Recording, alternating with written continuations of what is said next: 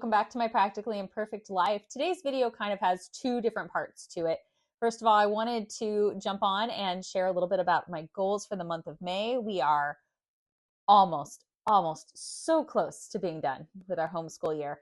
And so there are different things that are on my kind of to-do list to help wrap up that school year well, and some major projects that I need to get started on to kind of set the stage for next fall. Plus, lots and lots going on in and around the house, lots of outdoor projects and things like that to get tackled. And then the second part is a book haul. So I told you in my curriculum choice videos that we are doing not one, not two, but 3 different curriculums from Guest Hollow. And it is a largely literature-based curriculum. There are so many books that you can choose from for that curriculum. I very much am one of those people who will use any excuse to buy many books. I love just building our home library. And so I may have bought all of the recommended books, all of them. And if you are a Guest Hollow fan and have seen those book lists, you know, I had to treat my Amazon delivery person because it was a lot of books. Now, I won't share every single book in this book haul because we would be here for hours. But I thought I would pull out and show some examples from the upcoming curriculum so you could see the books.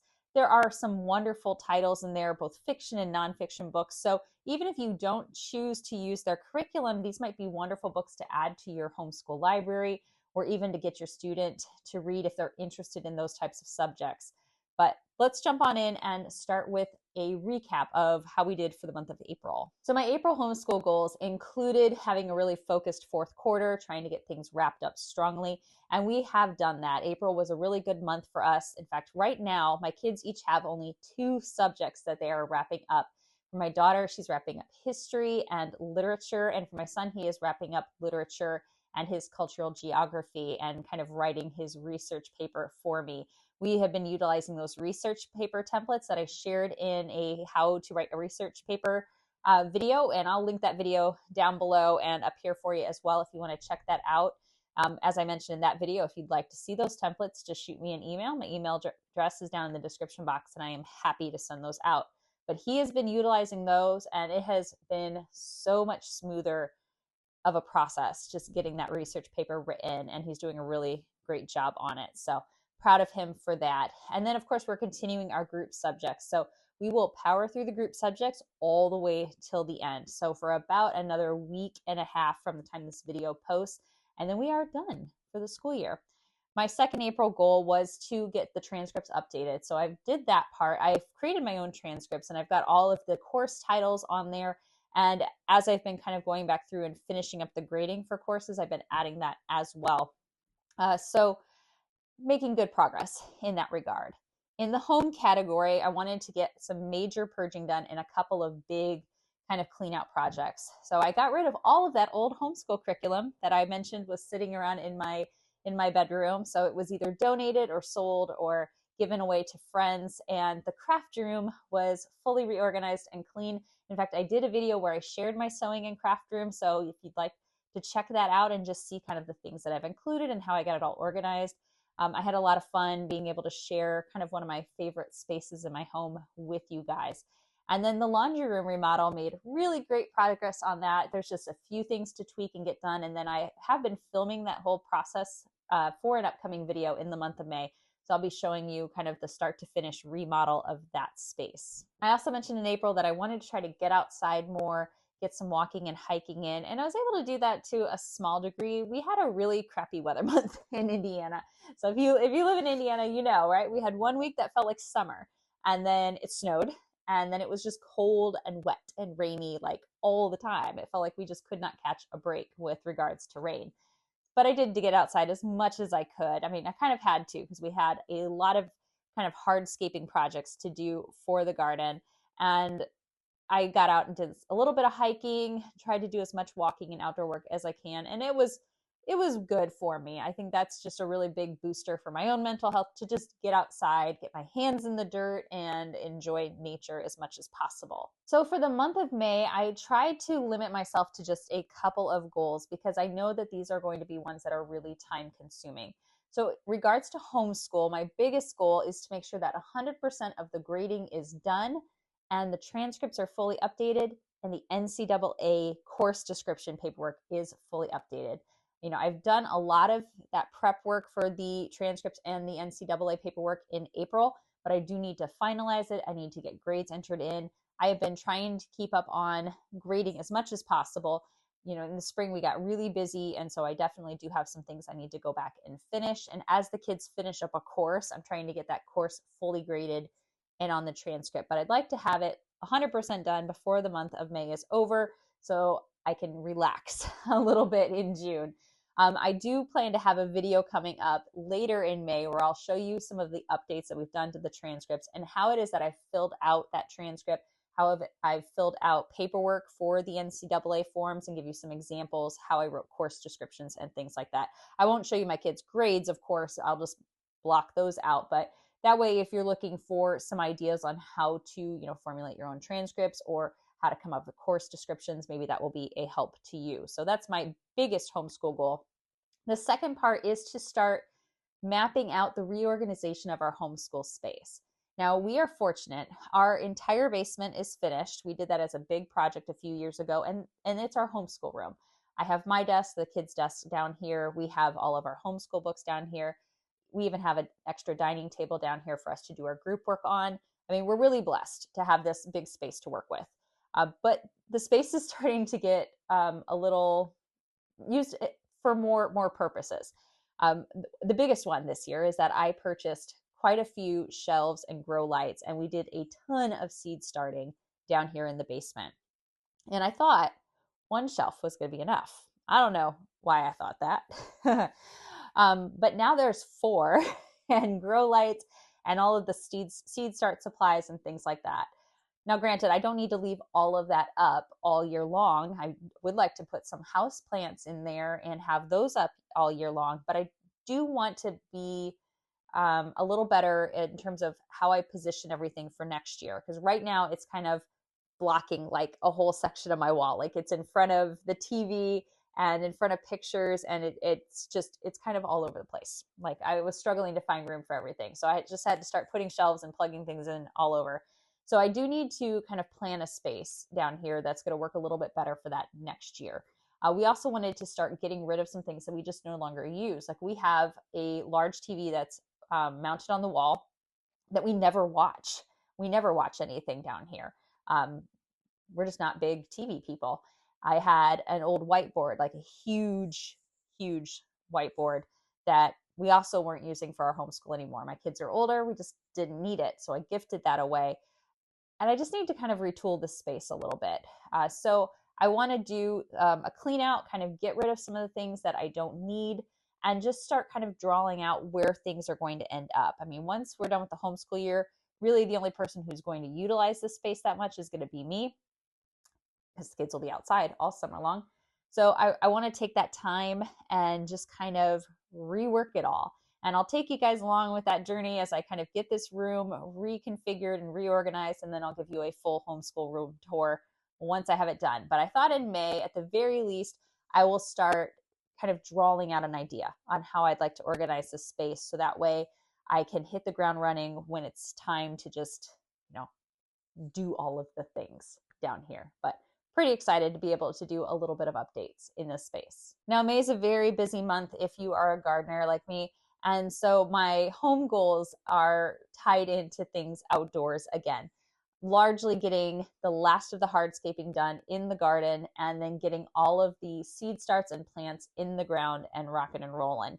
I shared in a video kind of the garden plan that Emma and I had come up with. It was kind of part of her final botany project. I wanted her to kind of help me figure out where we were going to put things and how we were going to do them. We had done some soil testing, and it turns out we had some pretty cruddy soil in one of the places that we were planning to do a bed expansion. So we switched gears and we decided to add in some raised beds in the same area, and getting those put together, getting them filled with dirt, getting compost added in, adding in gravel. That has all just taken so much longer than I anticipated.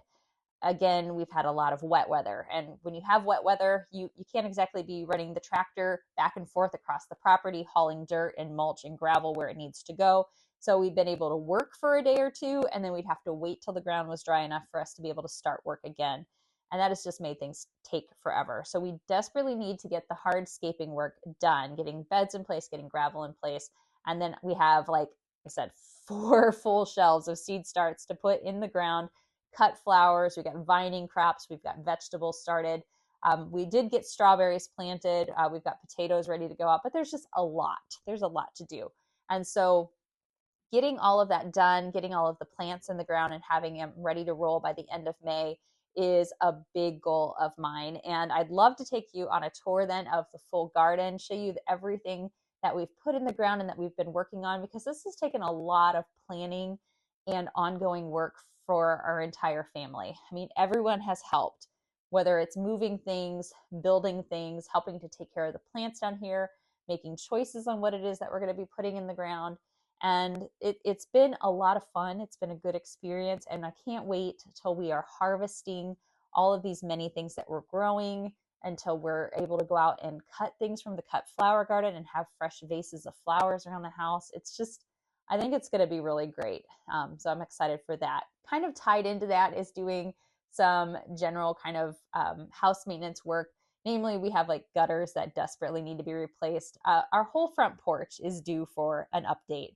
I mean, we need to get rid of old railings. We need to paint. We need to just kind of touch it up. But there's a huge crack in a gutter above our front porch. And when it rains, water just like pours down, like it dumps in that one spot, which makes it really hard to maintain that landscaping. So my son and I have decided that we are going to go up and try to replace the gutters for the house all by ourselves. We have watched many a YouTube video, and you can learn things from YouTube, right? So we feel pretty confident that between the two of us, we can get that done. So that's going to be a project that him and I are going to work on together. And I think that's good. I mean, one day he'll be a homeowner and he should know how to do this kind of maintenance stuff. And why not? You can learn new things when you're almost 40, and I'm going to learn how to hang gutters. So to give you just a little bit of a backstory on my last goal for May, I have a lot of friends who have been talking to me lately about just the overwhelming amount of stuff that seems to get packed into the month of May. And many of them have kids in either public or private school, but they're talking about finals for their kids, graduation, final awards ceremonies, concerts, spring sports wrapping up while summer sports are ramping up, multiple days of practices and tournaments and things that they need to go to, and just like all of this stuff kind of packed into the month, and it's stressing them out. And I thought to myself, well, if you're stressed out by all of this going on, do you know who else is probably stressed out? Your kid, right? And it really got me thinking about, in general, like how much gets put onto our kids, especially in their teenage years.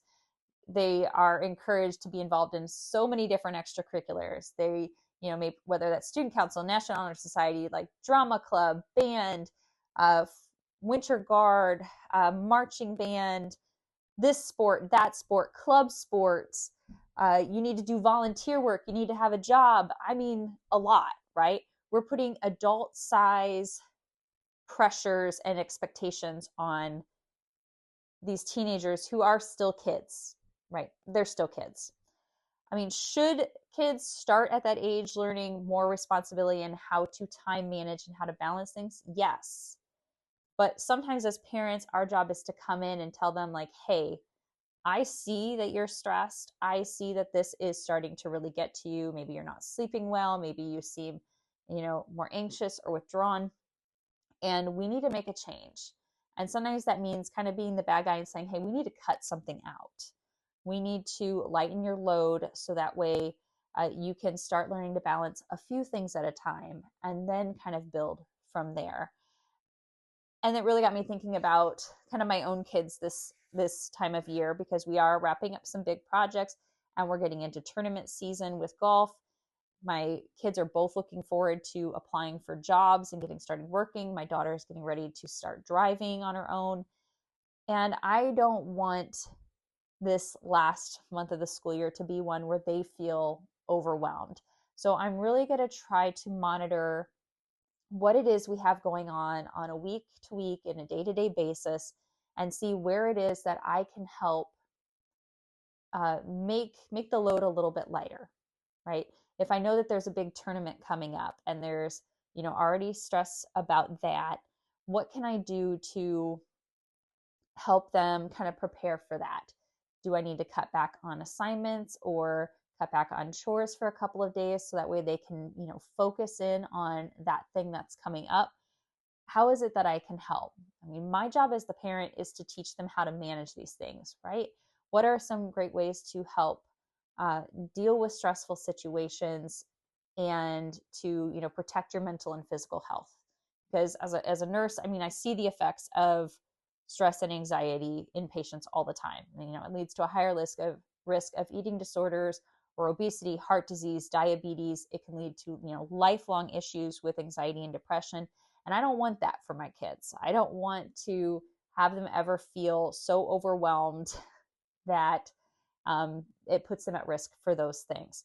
So we're going to try to make sure that May is a month where they feel like they can take a breath now and then, that if something, big is coming up, that, I'm going to be there to support them through that and try to, again, just kind of lighten their load and help them feel less stressed overall. So that's kind of my goal there. I know it's kind of a weird way of saying it, but I don't know, it was really on my heart after talking to a lot of my mom friends, and I've heard similar things from teenagers that I work with, through my volunteer work as a scout leader and through my work at my church.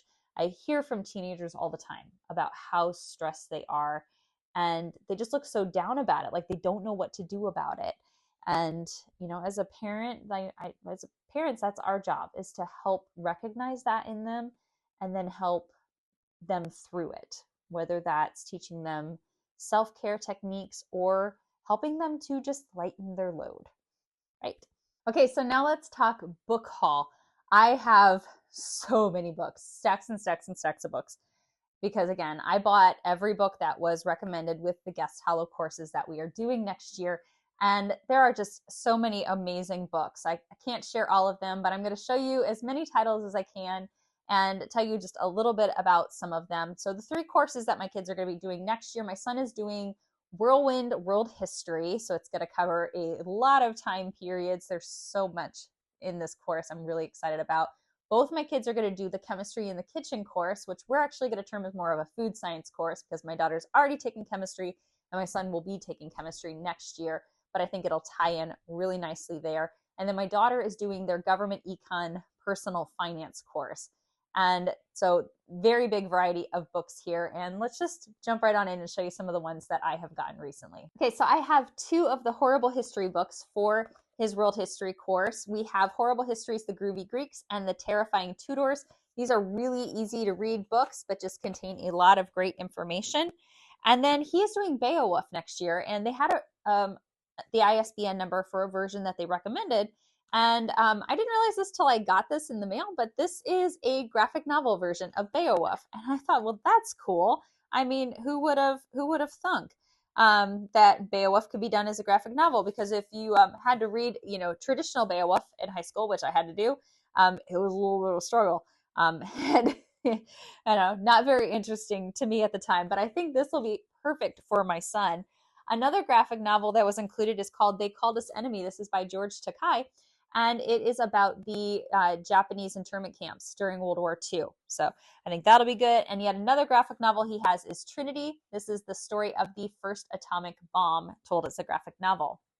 There are also quite a few fiction books that are included, but that will fit along with the time periods that he's studying. We have The Seventh Son by Lonnie Forbes, and I'm actually going to pre-read this summer because it sounded really interesting. It has to deal with near the end of the Aztec and Mayan civilizations, and we have a young prince who's about to become emperor and learning a little bit more about that culture, so I think that's going to be fascinating. We have Samurai Rising. It says Minamoto should not have been a samurai, but his story is legend in this real-life saga. So I guess not really a fiction book. Maybe it is a fiction book, but it's a novelization of his life. So I think that will be an interesting one. We've got another classic to add. He's going to be reading Gilgamesh. So it's a verse narrative. This is a nonfiction one called First They Killed My Father, A Daughter of Cambodia Remembers. Something else that I don't know a whole lot about. So I think I will pre-read this one over the summer as well. It's about, let's see, one of 7 children of a high-ranking government official. Lung lived in a privileged life in a Cambodian capital until the age of 5. Then in 1975, Pol Pot's Rouge Army stormed the city, forcing the family to flee and to disperse. Lung was trained as a child soldier in a work camp for orphans. Her siblings sent to labor camps, and those who survived the horrors would not be reunited until the regime was destroyed. So I think this will be a pretty fascinating read. We have by Bernard Cornwell, The Last Kingdom. This takes place in the 9th century. The Danes storming into Britain, kingdom after kingdom falling. And it says, suddenly the fate of all England and the course of history depended on one man, one king. So cool fiction novel about a cool period of time in England. But wait, there's even more for world history. We have Guts and Glory, World War II.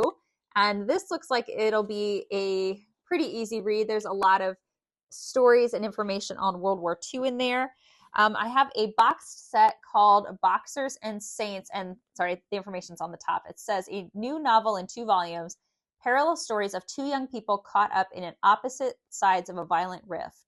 American-born Chinese author Jean Lun Yang brings his clear-eyed storytelling and trademark magical realism to the complexities of the Boxer Rebellion and lays bare the foundations of extremism, rebellion, and faith. So I think this will be a good series for him to read. This one is probably one that I'm more interested in than him, but it is A Visitor's Guide to Jane Austen's England. So he'll be reading that. We got another graphic novel. Sorry, I'm just kind of like shoving all of the books behind me here because I don't know where else to put them. Division to Unification in Imperial China, The 3 Kingdoms to the Tang Dynasty. So this is another graphic novel on Chinese history. Right up his alley. The Art of War. So you guys probably, I don't know, if you're in my generation, did you have to read The Art of War in high school? I think I did. It's been a long time. But this is The Art of War as a graphic novel. So again, another graphic novel, perfect for my son, but it is the book, The Art of War. We have another book that's based off somebody's life, but it's a novelization of their life. This is called The Language of Fire. This is about Joan of Arc and her life. We have another reference book to add to the shelves. This is the history book, Big Ideas Simply Explained. This is a DK book. I love DK books. They have so much good information in them. I mean, just tons of great info. We have several of their books on our shelves just as reference books to kind of go back to. So we have that one. We have 24 Hours in Ancient Rome, a day in the life of the people who lived there. Now, I have actually heard good things about this series. Apparently, there's several of them from different time periods, and it tells you like a full day, right? 24 hours in a day, what happens, but it tells you from the perspectives of different types of people's lives in that society. So we have a slave, a senator, a gladiator, a schoolboy, a spice trader, different individuals within ancient Rome, what their lives would look like over the course of a day. So that should be an interesting one. Nathan Hale's Hazardous Tales, Blades of Freedom. Let's see. It says, why would Napoleon Bonaparte sell the Louisiana Territory to the recently formed U.S.? It all comes back to the nation of Haiti, which Napoleon had planned to use as a base for trade with North America. While Napoleon climbed the ranks of the French army and government, enslaved people were organizing in Haiti under new leadership, and it talks about the 1791 slave uprising, the largest one in history, the Haitian Revolution. So cool one there. And then another one that I'm probably more interested in, but it is on my son's reading list for next year, How to Be a Victorian, a Dawn to Dusk Guide to Victorian Life. So I don't know, could be fun. I was a big fan of Samantha when I was little. Samantha from the American Girl Doll series, if you guys had those, like, she was my favorite. Like, I read all of her books and I was like, I want to be a Victorian. It was just so much fun.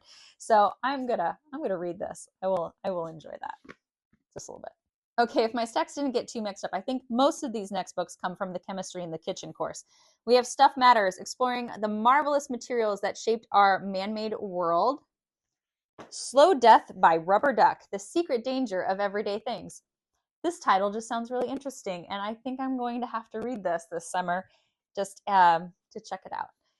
The Radium Girls, the scary but true story of the poison that made people glow in the dark. So this is about women who spent their days painting watch dials with glow-in-the-dark radium paint, and how they suddenly get sick from it, like how we discovered that radium could, poison you. So should be an interesting book. Bad Science, Quacks, Hacks, and Big Pharma Flax, by Ben Goldacre. And I don't know, again, another really interesting one. I have a feeling I'm going to have a TBR this summer that's going to be just all of the books that my kids are doing next year because they all sound interesting. Milk, a 10,000-year food fracas. What Einstein kept under his hat, the secrets of science in the kitchen. Another one that looks really interesting to read. Taste, surprising stories in science about why food tastes good. Culinary reactions, the everyday chemistry of cooking. And then the elements, a visual exploration of every known atom in the universe. So this is more of a reference book, but really cool. Lots of neat pictures and examples about all of the different elements. So I think this will be neat. I'm almost sad that I didn't have this when my daughter was doing her regular chemistry class this year. As a nurse, this one sounds really interesting to me. 10 Drugs, How Plants, Powders, and Pills Have Shaped the History of Medicine. The Disappearing Spoon and Other True Tales of Madness, Love, and the History of the World from the Periodic Table of Elements. Consider the Fork, A History of How We Cook and Eat.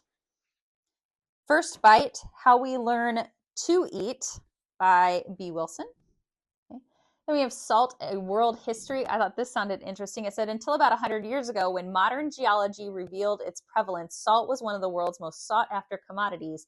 A substance so valuable it served as currency, salt has influenced the establishment of trade routes in cities, provoked and financed wars, secured empires, and inspired revolutions. So just kind of the history of this. I think this will be a cool one to explore.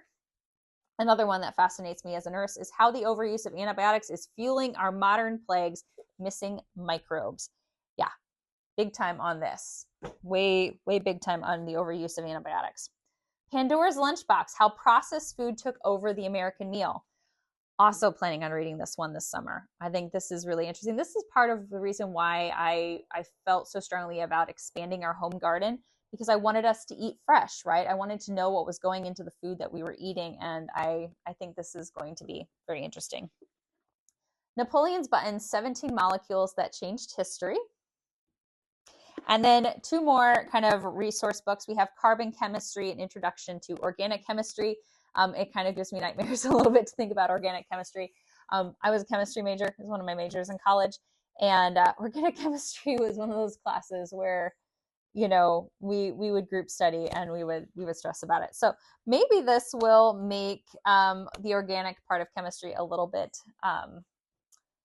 milder for my teenagers. And then Molecules, the elements and architecture of everything. So another really cool kind of resource book, again, with lots of pictures and information and examples and things like that.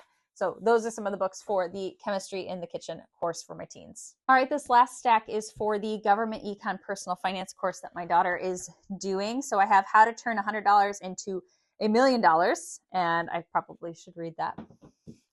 And then there's a 2-part book. This is the Cartoon Introduction to Economics. So there's 2 parts to this. There's microeconomics and then there's macroeconomics that she'll use over the year.